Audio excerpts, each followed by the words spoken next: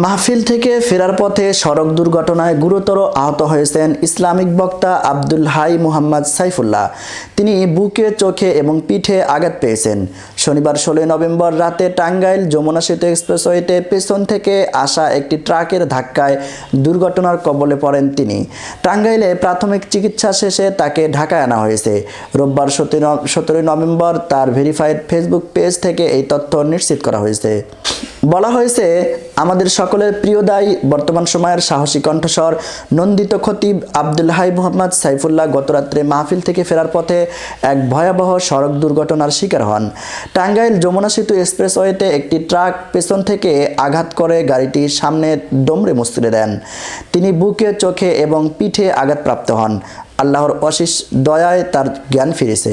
টাঙ্গাইলের প্রাথমিক চিকিৎসা শেষে তাকে দ্রুত ঢাকায় নেওয়া হয়েছে। চোখের উন্নত চিকিৎসার জন্য ব্যবস্থা নেওয়া হচ্ছে। আল্লাহর মেহেরবানিতে এখন আশঙ্কামুক্ত আছেন। পূর্ণ বিশ্রামে থাকতে বলা হয়েছে তাকে। নানান ধরনের সংবাদ ছড়িয়ে পড়েছে, অনেকেই আতঙ্কিত হচ্ছেন। আমরা চিকিৎসার পরবর্তী আপডেট জানাবো ইনশাআল্লাহ।